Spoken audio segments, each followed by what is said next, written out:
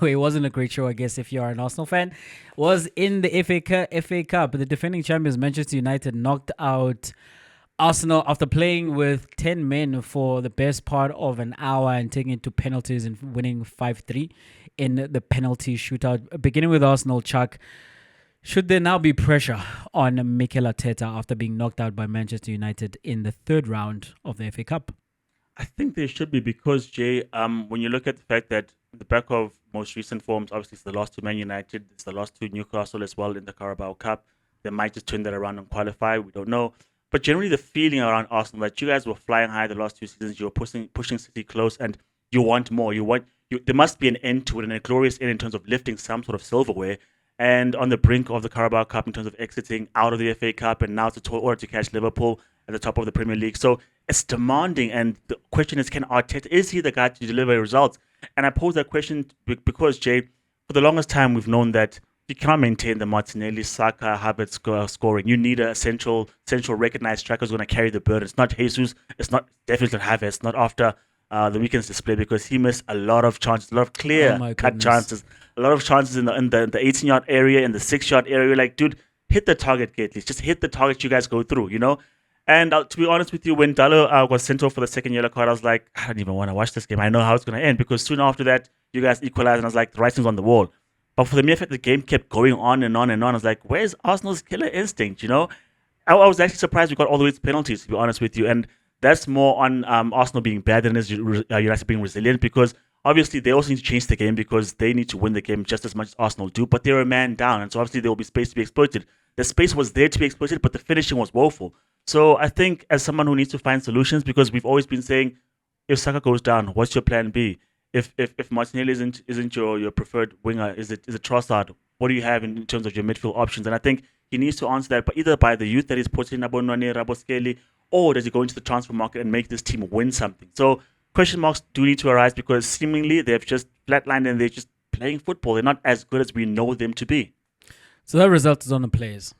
And when you have Kai Havertz doing what he's doing, the question always I was like, what's the coach supposed to do in that situation? When you have Declan Rice, and Declan Rice had one of his better games, right? But when he's in the box, you can see it's not really comfortable being in that position. And then you have a penalty miss, or great save from Bayenda, and he had a great game for Manchester United, by the way. You get given a penalty, you steal a penalty and you don't convert it. What's the coach supposed to do in that situation?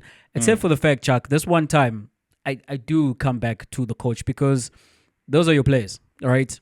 You mentioned the fact that Arsenal were flying high for 2 seasons, finishing in second place both seasons behind Manchester City.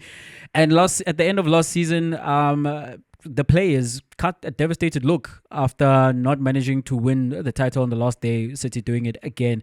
And Arteta made the promise that Arsenal are going to be back, right? And there was a feeling that coming into this season, they're going to do it. But then you have Liverpool flying high, and every time Liverpool do open up the door a little bit, Arsenal falter. They draw, they lose.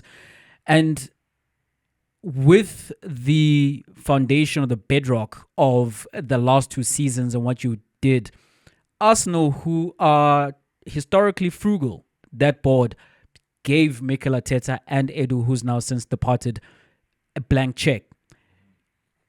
You went and you signed a grafter for 100 million. You went and you signed a project for 60 million. And then you went and you signed a defender who is injury prone at the moment. With that opportunity, and then with the opportunity of the financial injection for you, because you imagine the conversation was, we are right there with City in terms of the football. What we need is to match them in terms of what they do in the transfer market. We need the money, and the board said, here's the money. And you went and you spent it on who you spent it on. And now you have a situation where Saka goes down with injury. There's no real backup for Saka, even though Noneri now is proving to be that.